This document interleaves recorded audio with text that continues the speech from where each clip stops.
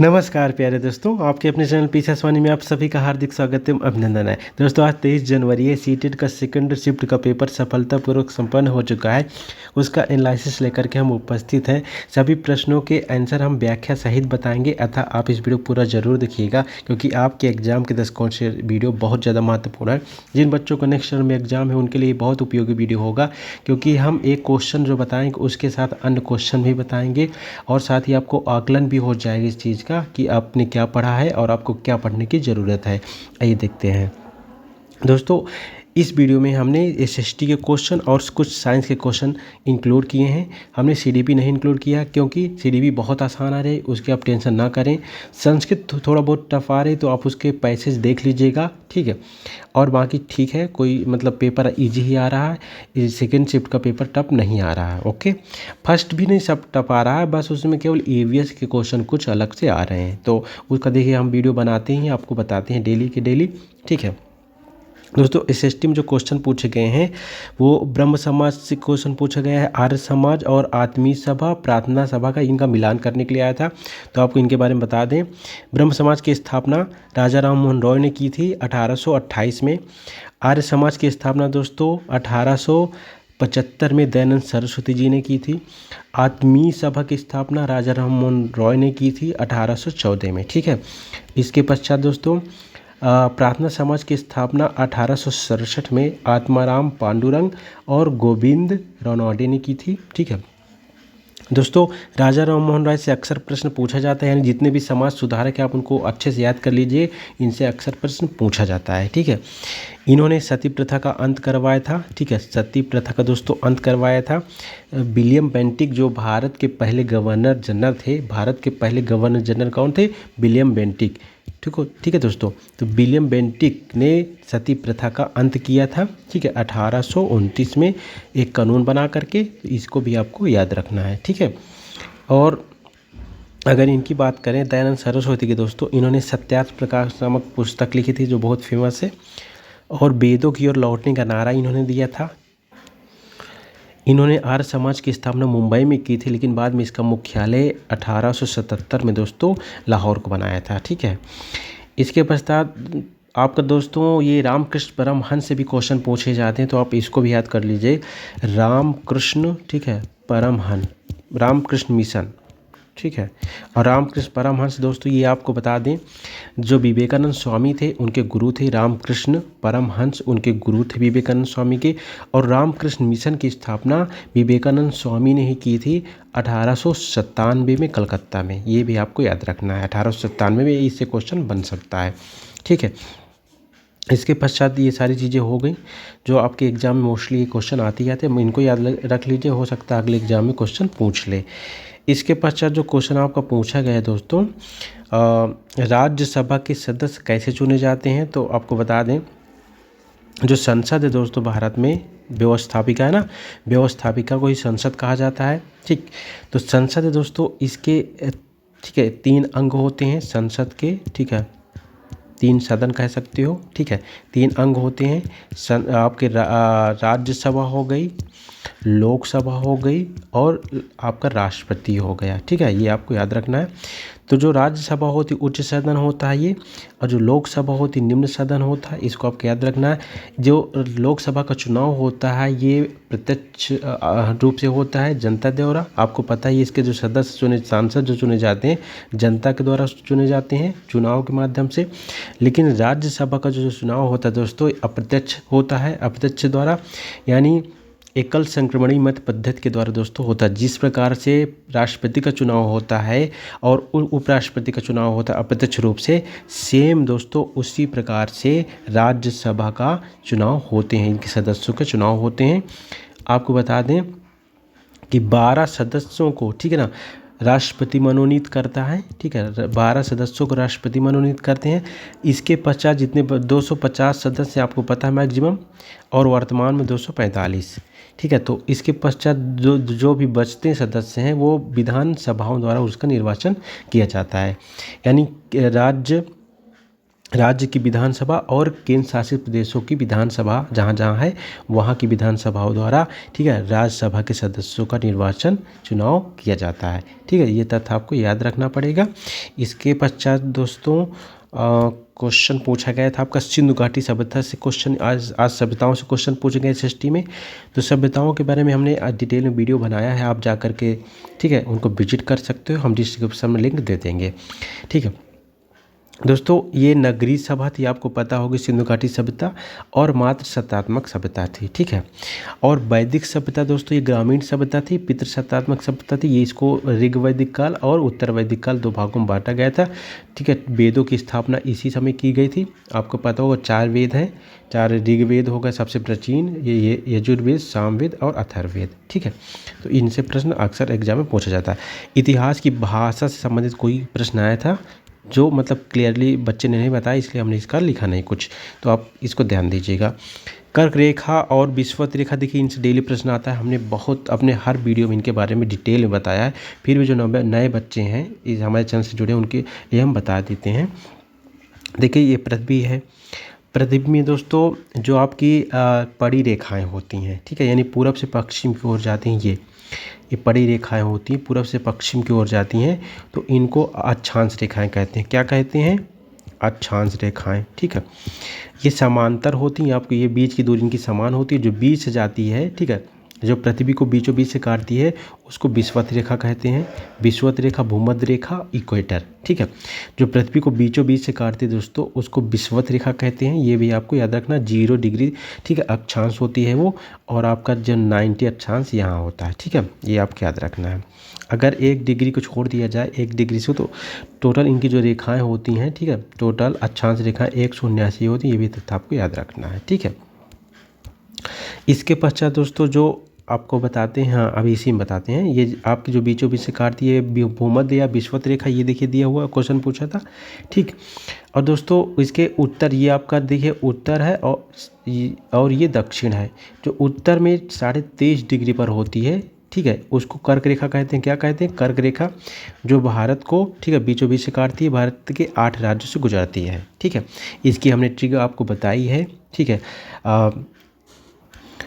गमछा झार मित्र पर हमने टिक बताया था, आपको याद होगा। अगर देखिए गमछा झार मित्र पर, ठीक है, मित्र पर। तो दोस्तों देखिए, क से गुजरात हो गया, म से मध्य प्रदेश, छ से छत्तीसगढ़, झार से झारखंड, मी से मिजोरम, त्रिपुरा से त्रिपुरा, अप्पा से, ठीक है ना, पश्चिम बंगाल, और रा से राजस्थान। तो ये आप याद रखिएगा।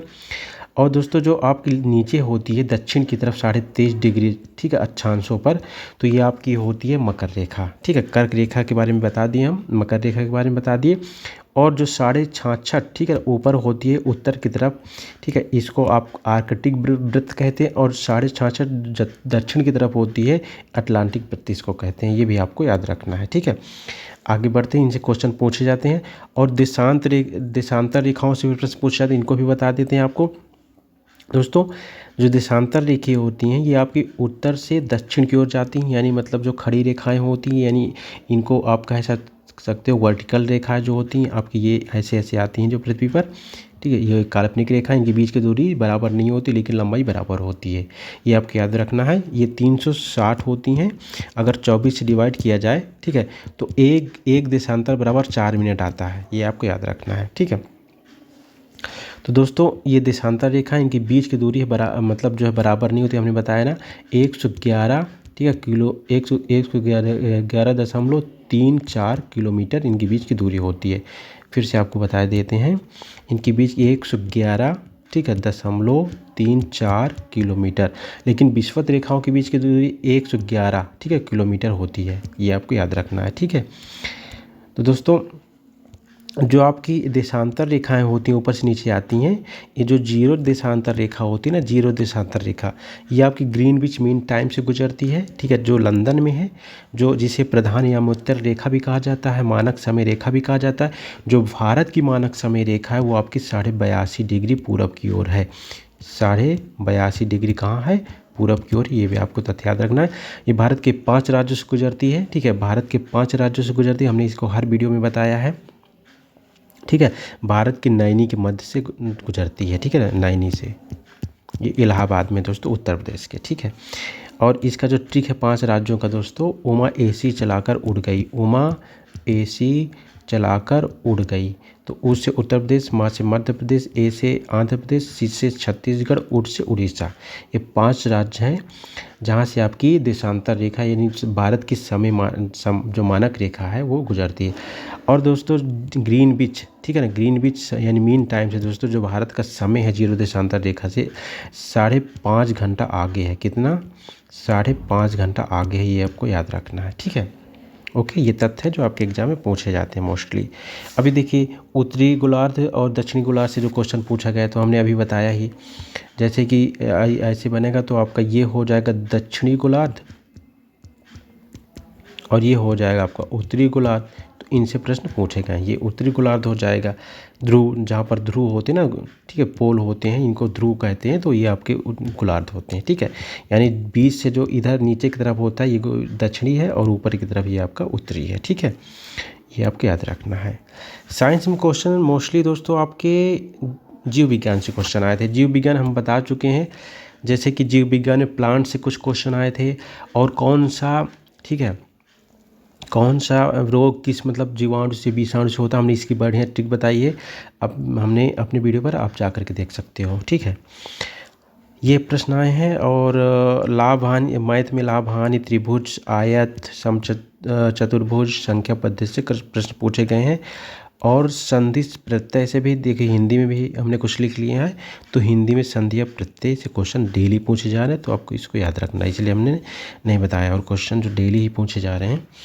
समुद्रगुप्त का प्रयाग प्रशस्ति पूछा गया था, इसके लेखक हरिसेन है, आपको पता होगा। समुद्रगुप्त गुप्त वंश के राजा थे जिन्होंने आर्यावर्त के 12 और जो दक्षिणावर्त के 9 राजाओं को हराया था, ये आपको याद रखना है, ठीक है। इनको भारत का नेपोलियन भी कहा जाता है, भारत का नेपोलियन, विसेंट स्मिथ, नेपोलियन, ठीक है, भारत का नेपोलियन कहा था। किसने कहा था इनको? समुद्रगुप्त को भारत का नेपोलियन किसने कहा था? विसेंट, ठीक है, बी स्मिथ, याद रखिए आप, स्मिथ, ठीक, विसेंट स्मिथ। तो इनसे और इन्होंने बीड़ा, ठीक है, इनको जो सिक्के मिले हैं दोस्तों उस पर बीड़ा बजाते हैं उनको दिखाया गया है इनके सिक्के ऊपर, तो ये भी क्वेश्चन अक्सर एग्जाम में पूछा जाता है, ठीक है। गुप्त वंश जो दोस्तों उसके संस्थापक श्रीगुप्त थे, वास्तविक संस्थापक इनके पिताजी थे जिनका नाम चंद्रगुप्त था, ठीक है। इनके पिताजी का नाम चंद्रगुप्त था, चंद्रगुप्त, ठीक है, जिन्होंने गुप्त वंश के मतलब वास्तविक संस्थापक थे, लेकिन श्रीगुप्त जो है स्थापना किए थे 319, ठीक है, ईस्वी में गुप्त वंश स्थापित होता है, ठीक है, यानी गुप्त संवत 319 है, ये आपको याद रखना है, ईस्वी है, ओके, ईसा पूर्व नहीं। इसके पश्चात इसमें जो क्वेश्चन बनते हैं गुप्त वंश से आपके, ये चंद्रगुप्त द्वितीय के से क्वेश्चन बनते हैं, चंद्रगुप्त द्वितीय यानी जिन्हें विक्रमादित्य कहा जाता था, इनसे भी क्वेश्चन पूछे जाते हैं। इनके दरबार में 9, ठीक है, कवि रहते थे, ठीक है, जिसमें कालिदास उनमें से एक थे, और बहुत सारे थे, तो अब ध्यान दीजिएगा, चरक वगैरह इन्हीं के दरबारी कवि थे, ठीक है। और अंतर्राष्ट्रीय महिला दिवस दोस्तों आपका 8 मार्च को मनाया जाता है, ये भी आपका जितने भी देखिए दिवस यहाँ पे याद कर लीजिएगा। मानवाधिकार दिवस आपका 10 दिसंबर को मनाया जाता है, ये भी आपको याद कर लेना है। इसके पश्चात दोस्तों आपका जो क्वेश्चन पूछा गया है, रवि कीर्ति का स्तंभ, ए होल अभिलेख है दोस्तों, जो पुलकेशियन द्वितीय संबंधित है। ये जो बादामी के चालुक्य थे ना, बादामी के चालुक्य थे ना, तो चालुक्यों के थे ना, ये मतलब जो है राजा थे, ठीक, पुलकेशियन द्वितीय। इन्होंने हर्षवर्धन को हराया था, आपको पता होगा, ठीक है। वर्धन साम्राज्य की मतलब जो है हर्षवर्धन थे, हर्षवर्धन के बारे में आपको पता होगा। इनके समय में ही फयान आया था, ठीक है, बहुत क्वेश्चन पूछे, अब तो नहीं पूछा जाता लेकिन पहले बहुत पूछा जाता था, ठीक। इनके समय में, एक मिनट, हाँ, इनके समय में दोस्तों वो आया था, फयान नहीं लेना, इनके समय में होनसांग आया था, होनसांग।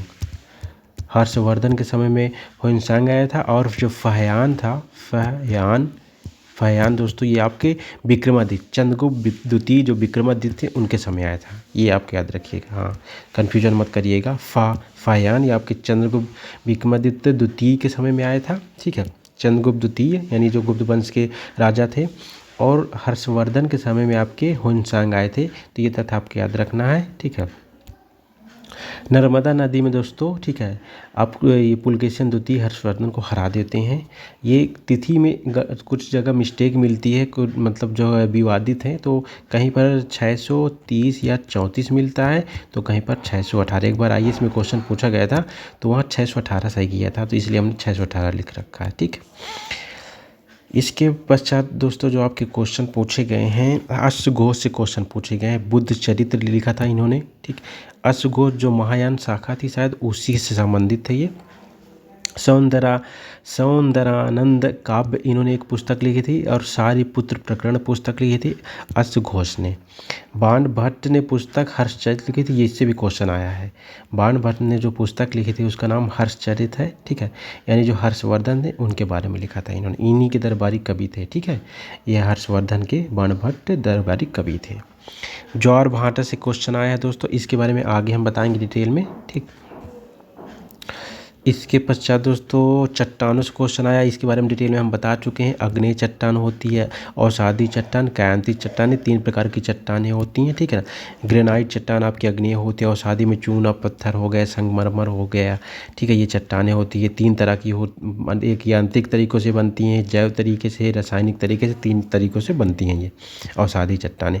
जो अग्नेय चट्टानें होती हैं ऊपर जो है सबसे ऊपरी भाग में होती है, और जो अग्नेय चट्टानें जमती जाती हैं, जब ये लावा और मैग्मा निकलता है ना, उनसे अग्नेय चट्टान बनती हैं। और जब ये बार बार जमती जाती हैं तो उससे अवसादी चट्टान बनती है। अवसादी चट्टान में जीवाश्म पाए जाते हैं, पेट्रोलियम पाए जाते हैं अवसादी चट्टान में, क्या अग्नेय में नहीं। और इन दोनों के, ठीक है, इन दोनों के मिलने से अग्नेय अवसादी के, ठीक है ना, ताप और दाब से जो चट्टानें बनती हैं उसको कायांतिक चट्टानें कहा जाता है, ठीक। यानी जब चूना पत्थर आपका ये चूना पत्थर है ना, ये जब संगमरमर बन जाता है तो आपका कायांतिक चट्टान हो जाता है। संगमरमर कायांतिक चट्टान है दोस्तों, याद रखिएगा, चूना पत्थर से बनता है, ठीक। ओके, तो इस तरह से क्वेश्चन पूछे गए। हाँ, ये सारे क्वेश्चन आज पूछे गए हैं दोस्तों, SST में ये क्वेश्चन आज। और इसके पहले जो क्वेश्चन पूछे गए थे कल या परसों में, उनको हमने लिख रखा है डिटेल में, तो आपको बता देते हैं। ये कल या परसों में पूछा गया, यानी इसके पहले जब एग्ज़ाम हुआ था कल या परसों, तो एग्ज़ाम ही नहीं था शायद। लास्ट एग्ज़ाम आपका जब समाप्त हुआ था तो 20 को था लास्ट, या 21 को, 1 मिनट, 21-22 को छुट्टी थी, हाँ 20 को लास्ट था। तो 19, 18, 19 और 20 के क्वेश्चन हैं कुछ जो हम लिख रखे हैं, जो आपके एग्जाम में पूछे गए हैं, तो आप इनको ध्यान दीजिएगा। देखिए, आबनूस, महोगनी, रोज़वुड किस प्रकार के वन है, तो उष्णकटिबंधीय वर्षा वन है। उष्णकटिबंधीय क्षेत्र आपका भूमध्य रेखा क्षेत्र पर बनता है। उष्णकटिबंधीय क्षेत्र आप याद रखिएगा, जो भूमध्य रेखीय क्षेत्र होता है, पृथ्वी है ना, जो भूमध्य रेखीय क्षेत्र होता है ना, यहाँ पर बनता है, इसको आपको याद रखना है, भूमध्य रेखीय क्षेत्र, यानी 10 डिग्री ऊपर 10 डिग्री नीचे, ठीक है। और इसके बाद जो शंकुधारी वन होते हैं, ठीक है, ये आपके टाइगा प्रदेशों में होते हैं। तो चीड़ के वन हो गए, देवरार हो गया, देवदार दोस्तों, ये आपके जो वन होते हैं या वृक्ष होते हैं जो आपके इन वनों पर पाए जाते हैं, ठीक है। इनकी विशेषताएं हैं ये, देखिए वन को आप याद कर लीजिएगा, वन से क्वेश्चन पूछे जाते हैं, ठीक है। एक भूमध्य सागरीय वन है दोस्तों, जो भूमध्य सागरीय प्रदेश होता है वहाँ जो वन पाए जाते हैं, हम आपको बता दें, वहाँ खट्टे, ज़्यादातर जो अंगूर वगैरह जितने खट्टे सिट्रस फूड होते हैं खट्टे, ठीक है ना, जो खट्टे फल होते हैं, आपकी भूमध्य सागर की बात हो रही, भूमध्य सागर, ठीक है। ये आपका 30 से लेकर के 34, ठीक है, अक्षांशों के बीच है। तो भूमध्य सागर दोस्तों, यहाँ खट्टे मतलब जो है ज़्यादा पाए जाते हैं फल, ठीक है, जहाँ पर खट्टे फल पाए जाते हैं वो भूमध्य सागरीय प्रदेश है, ठीक। इसके पश्चात जो क्वेश्चन पूछा गया था आपका, सतत विकास का अर्थ क्या है, विकास जो आने वाली पीढ़ियों को नुकसान न पहुंचाए, यानी जो पर्यावरण और अर्थव्यवस्था को साथ में लेकर के चले, ठीक है, संतुलित कर रखे। आत्मसम्मान आंदोलन, ये शायद 20 तारीख को पूछा गया था क्वेश्चन, हमने इसका रिव्यू दिया है। रामास्वामी पेरियर का है ये, इन्होंने जाति व्यवस्था के विरोध में इन्होंने काम किया था। ये आपके केरल यानी दक्षिण भारत के थे, आप याद रखिएगा भाई, इतना स्पेशली हमको पता नहीं, दक्षिण भारत शायद आंध्र प्रदेश के थे, हाँ ऐसा ही कुछ, तो दक्षिण भारत के थे ये।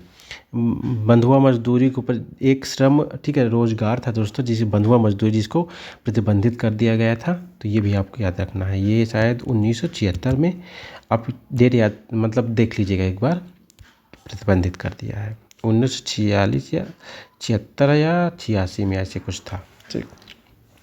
सहायक संधि वेलिजली ने प्रारंभ की थी। स्थायी बंदोबस्त कॉर्नवालिस, ये याद रखिएगा, ठीक, इनसे क्वेश्चन पूछा जाता है। कॉर्नवालिस को दोस्तों, ठीक है, नागरिक सेवा का जनक भी कहा जाता है, न्यायिक सेवा का जनक कहा जाता है, ये भी आप याद रखिएगा। इसके बाद दोस्तों जो क्वेश्चन आपका पूछा गया है, अंतर्राष्ट्रीय तिथि रेखा 180, ठीक है, देशांतर रेखा को कहते हैं। ठीक, जब हम देखिए दोस्तों जब हम पूरब की तरफ जाते हैं, ठीक है, तो 12 घंटा घटता है और बढ़ता है 12 घंटा, और जब पश्चिम की तरफ जाते हैं, ठीक है, तो 12 घंटा आपका घटता है। ये ऐसे तथ्य हैं। तो जो आपकी तिथि रेखा होती है, अंतर्राष्ट्रीय तिथि रेखा 180 डिग्री देशांतर पर होती है, ये आपको याद रखना। जो मानक समय रेखा है 0 डिग्री देशांतर पर होती है, ये ग्रीनविच मीन टाइम से गुजरती है, जो आपका लंदन में है। ओके, इसके बाद जो क्वेश्चन आपका पूछा गया है दोस्तों, तो ये भजनों से क्वेश्चन की मराठी में भजनों क्या कहा जाता है? अभंग कहा जाता है। मुख्यमंत्री की नियुक्ति कौन करता है? राज्यपाल करता है, आपको पता ही होगा, ठीक है। और राज्यपाल की नियुक्ति राष्ट्रपति करता है, ये भी आपको याद रखना है, ठीक है। इसके पश्चात दोस्तों आपका जो क्वेश्चन पूछा गया था, जो झूम खेती है आपकी ज़्यादातर पूर्वोत्तर साइड होती है, असम मेघालय इस साइड, लेकिन ये मध्य प्रदेश में इसको क्या कहा जाता है? तो वेवर कहा जाता है। क्या कहा जाता है? वेवर। ये ऐसी खेती होती है दोस्तों जहाँ पर जंगल होते हैं उनको जला दिया जाता है, ठीक है। इसके बाद जो है खेती की जाती है और 2-3 साल के लिए इसको परती खेतों को छोड़ दिया जाता है, बाद में फिर किया जाता है। संसद में सम्मिलित नहीं तो विधान परिषद, हमने बताया ना, संसद में आपकी लोकसभा, राज्यसभा और राष्ट्रपति सम्मिलित होता है, लेकिन विधान परिषद आपके ये राज्य की है। जो राज्य की संसद होती है, यानी राज्य विधान समझ व्यवस्थापिका होती है, जो राज्य की व्यवस्थापिका होती है, उसमें होता है विधानसभा और विधान परिषद और राज्यपाल। विधानमंडल, राज्य की तो विधानमंडल होती है दोस्तों, तो उसमें विधानसभा होती है, विधान परिषद होती है और राज्यपाल, राज्य का विधानमंडल। ओके, याद रखिएगा। जिस तरह संसद होती है उस तरह विधानमंडल होता है। इसके पश्चात इल्तुतमिश से क्वेश्चन पूछा गया था कि इल्तुतमिश गुलाम वंश की स्थापना किया था इन्होंने, वो 1206 में। एक मिनट, इल्तुतमिश नहीं, कुतुबुद्दीन ऐबक यानी गुलाम वंश की स्थापना, हाँ, इल्तुतमिश गुलाम वंश से संबंधित थे। इल्तुतमिश गुलाम वंश से संबंधित थे, ठीक है। ये 1220 या हाँ 1220, एक मिनट, 1210 में ये जो है बैठते हैं गद्दी पर। हम आपको बता दें कि 1206 में दोस्तों आपके जो ऐबक थे, ठीक ना, कुतुबुद्दीन ऐबक ने गुलाम वंश की स्थापना की थी। गुलाम वंश, क्योंकि वो गुलाम थे, और गुलामों के गुलाम किसे कहा जाता है? आपके इल्तुतमिश, क्योंकि गुलाम, ठीक है, इनके गुलाम कुतुबुद्दीन गुलाम थे, तो इनके गुलाम जो है ये इल्तुतमिश थे, तो इसीलिए इनको एक गुलामों का गुलाम भी कहा जाता है। तो ये आपको याद रखना है। दिल्ली सल्तनत से क्वेश्चन आते हैं, ठीक है। तो गुलाम वंश की स्थापना कुतुबुद्दीन ऐबक ने की थी, और इल्तुतमिश गुलाम वंश के, ठीक है, वास्तविक संस्थापक कहे जाते हैं। इल्तुतमिश को गुलाम वंश का वास्तविक संस्थापक कहा जाता है, ठीक। और क्वेश्चन पूछा जाता कि कुतुबुद्दीन ऐबक की मृत्यु कैसे हुई थी? तो पोलो खेलते समय हुई थी इनकी मृत्यु। और रजिया सुल्तान इल्तुतमिश की बेटी थी दोस्तों, ठीक है, जो 1236 से लेकर 1240 के बीच राज्य करती हैं। पहली मुस्लिम शासकिया थी दिल्ली सल्तनत की, ठीक है, याद रखिएगा, ये क्वेश्चन पूछा गया है, ठीक। इसके बाद हाँ, ज्वार भाटा की देखिए यहाँ पर हमने लिख रखा, तो आपको ज्वार भाटा के बारे में बता देते हैं। ज्वार भाटा से जो क्वेश्चन पूछा गया है, पृथ्वी पर प्रत्येक स्थान पर ज्वार भाटा 12, ठीक है, पृथ्वी के प्रत्येक स्थान पर 12 घंटे 26 मिनट के बाद ज्वार आता है। ज्वार की बात हो रही है, जो ज्वार आता है दोस्तों आपका 12 घंटे 26 मिनट के बाद ज्वार आता है, ठीक। और ज्वार के, ठीक है, 6 घंटे 13 मिनट बाद आपका भाटा आता है, ये आपको याद रखना है, ठीक। ज्वार का मतलब जब पानी ऊपर आता है, भाटा का मतलब शायद पानी जब नीचे जाता है। और ज्वार जो प्रतिदिन 2 बार आते हैं, ठीक है ना। ज्वार जो दोस्तों प्रतिदिन, ठीक है, डेली जो है 2 बार आता है। एक बार चंद्रमा के आकर्षण से और दूसरी बार पृथ्वी के अपकेंद्रीय बल से। ठीक, ये आपको याद रखना है। इंग्लैंड के दक्षिणी तट पर, ठीक है, साउथहैम्पटन एक जगह है दोस्तों जहाँ पर ज्वार 4 बार आता है। देखिए नॉर्मली ज्वार तो आपको पता है दिन में 2 बार आता है, ठीक, लेकिन जो है दोस्तों जो साउथहैम्पटन एक जगह है, साउथहैम्पटन, तो वहाँ पर दोस्तों 4 बार ज्वार आता है, इंग्लैंड में है, ये आपको याद रखना है। और इसके पश्चात दोस्तों जो एक बनता है दीर्घ ज्वार कब आता है? दीर्घ ज्वार दोस्तों जब सूर्य चंद्रमा एक ही रेखा पर होते हैं। देखिए जब सूर्य चंद्रमा एक ही रेखा पर होंगे तो गुरुत्वाकर्षण यानी जो अपकर्षण बल लगेगा ज़्यादा लगेगा, आकर्षण बल ज़्यादा लगेगा, ठीक है। चंद्रमा का आकर्षण बल ज़्यादा लगता है, आपको पता है। अगर हम उसकी बात करें तो 11, ठीक है, 11:5 के हिसाब से आकर्षण बल लगता है, यानी 11, ठीक है, चंद्रमा का लगता है और 5 सूर्य का लगता है, ठीक, ये आपको याद रखना है। तो दोस्तों जब तीनों सीधी रेखाओं पर होंगी ना तो जो आकर्षण बल ज़्यादा लगेगा, इसलिए दीर्घ ज्वार आता है उस समय, ठीक। और ये मोस्टली अमावस्या या पूर्णिमा को आता है, ठीक है। ये अमावस्या पूर्णिमा को सीधी रेखा पर होते हैं, आपको पता ही है, जिसे सिजिकी कहा जाता है, ठीक। और निम्न ज्वार दोस्तों जो आपका आता है सूर्य चंद्रमा जब समकोण पर होते हैं, यानी जब इस तरह होते हैं, ठीक। सूर्य चंद्रमा देखिए जब सूर्य अलग होगा चंद्रमा अलग होगा तो जो मतलब जो उनकी आकर्षण शक्ति है वो मतलब जो है ज़्यादा नहीं लगेगी, अलग अलग लगेगी। इस वजह से मतलब ये निम्न ज्वार आता है और ये मोस्टली कृष्ण पक्ष या शुक्ल पक्ष के अष्टमी या सप्तमी को आता है। सबसे बड़ा ज्वार भाटा है आपका फंडी की खाड़ी में आता है, फंडी की खाड़ी है एक, यहाँ पर सबसे बड़ा ज्वार भाटा आता है। ये आपको याद रखने हैं तथ्य जो आपके एग्जाम में अक्सर पूछे गए हैं। ओके दोस्तों, यही क्वेश्चन थे जो आपके इस ST में मोस्टली पूछे जाते हैं।